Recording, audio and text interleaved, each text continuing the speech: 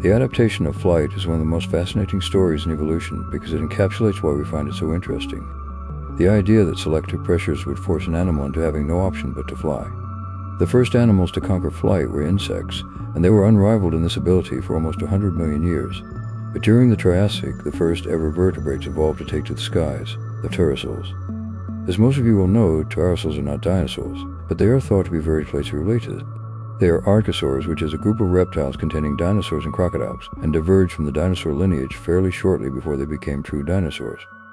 Unfortunately, even the earliest pterosaurs discovered have extreme specializations for flight, so the transition from reptiles to pterosaurs is not obvious in the fossil record. This makes it impossible to know exactly how they evolved to form wings and that other features, or what this transition would have looked like. Having said this, there does seem to be a vague consensus that the closest known relative to pterosaurs was a strange-looking reptile called Squamoscus. And although some reconstructions show some fairly pterosaurian features, they are obviously not avian. Despite not having any transitional fossils, there are inferences that can be made. Mark Whitten, who made a lot of the artwork used in this video, created a likely 5-stage hypothesis for the transition from a close relation of Scleromuclus into a primitive pterosaur. He called it the hypothetical pterosaur ancestors. It would start with a close ancestor of Scleromuclus that was perhaps slightly better suited for life in the trees. Then it would become more suited for life in the trees, evolving more flexible limbs, and its 5th digit would become vestigial, as later pterosaurs do not have this. Then it would evolve short wing membranes between the slightly elongated little finger and its hind legs. This perhaps evolved because they were less likely to die from a fall from branches with very small membranes, but then they became more derived and could use them to glide to avoid predators. This gliding creature's membranes would increase to the point where they would need to be folded back when they were not using them, and this creature could fly, although very poorly. And finally, the 5th stage shows the common ancestor of all pterosaurs. Scleromuclus was tiny, about 18 centimeters long, and contained very small bones, so if the common ancestor of pterosaurs was a similar size, it would be difficult for its body to fossilize and may never be found. However, this model offers a pretty good description of a likely transition to flight for pterosaurs. Although the process would be quite different, Draco lizards are able to glide down from the top of trees to other trees in the area, so it's not far-fetched for a reptile not too dissimilar to this start to pterosaurs in their pathway to powered flight. One of the earliest pterosaurs ever discovered was called Preondactylus that dated back to the mid-Triassic over 220 million years ago. Its wings, like all pterosaurs, are fairly anatomically similar to the wings of a bat, but the wing membrane was entirely balanced on their massively extended little finger, whereas bats have theirs spread across several digits. This led to the distinctive little pterosaur hand to be free from the wing. This pterosaur and many others are often grouped together under the name Rhamphorhynchoidea. That is an informal group that includes the first pterosaurs to evolve and categorizes them via certain primitive features that later pterosaurs would lose. These would include very small and squat wings even for their small bodies, relatively long legs, and a distinctive long tail.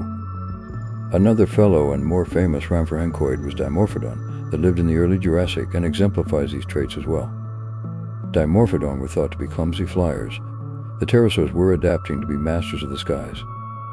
One small and strange-looking Jurassic pterosaur called a Neurogonathic would show the signs of things to come. The Neurogonathids were likely insectivores and were thought to be nocturnal due to their large eyes. They perhaps lived in a very similar way to bats and even bared resemblance. They had very flexible joints in their wings, meaning they sacrificed speed for maneuverability, which is synonymous with insectivorous flying creatures. However, their most important adaptation was the loss of their large Rhamphorhynchoidean tail, as they are closely related to the common ancestor of a new, more derived group of pterosaurs called pterodactyloids. The most basal member of this group currently known is called Cryptodracon, that lived in the mid-Jurassic. Both of its wings were far more slender and longer than the previous pterosaur. It had a short tail, and its metacarpal or hand bones were elongated, making the wing more aerodynamic, all features that define pterodactyloids. The new adaptations these pterosaurs had were very successful, and they would most likely be able to fly higher, faster, and for longer. Another feature that pterodactyloids would pioneer are beaks, as early pterosaurs had a row of small needle-like teeth that would carry on into later species of pterosaur. However, the most derived pterosaurs wore beaks just like birds, and similar to birds lost their teeth altogether, as no pterosaurs in the late Cretaceous have been found with teeth. This seems to be a process that flying vertebrates go through, as beaks are considerably lighter than teeth and are just as good at doing a variety of jobs.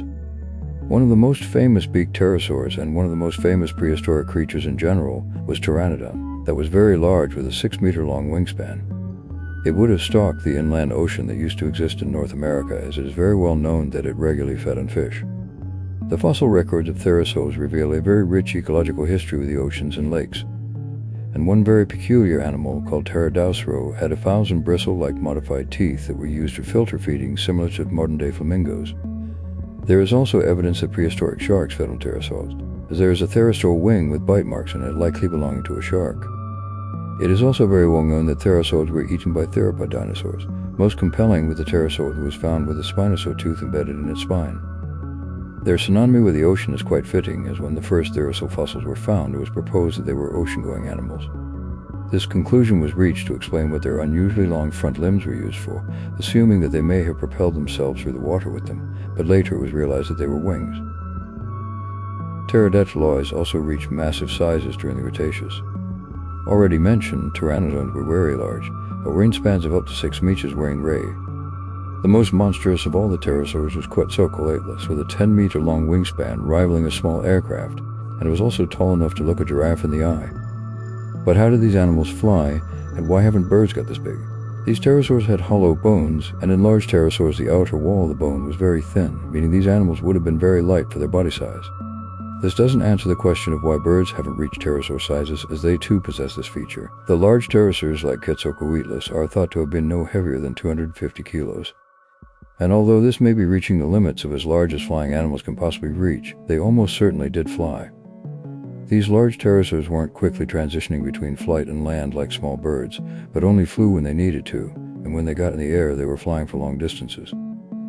It is thought they were terrestrial predators, hunting or scavenging on the ground, and only took to the air to travel to another feeding ground, but didn't hunt in the air.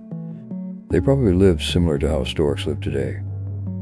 The answer to why birds haven't reached the same size as the large pterosaurs has a few theories, but most satisfying is called the quad-launch hypothesis, which looks into the way in which pterosaurs take off for flight, as they use all their limbs, but birds only have 2 legs to take off from. The way that pterosaurs take off was to kick off with their hind limbs, with their front limbs firmly on the ground, catapulting their body forward.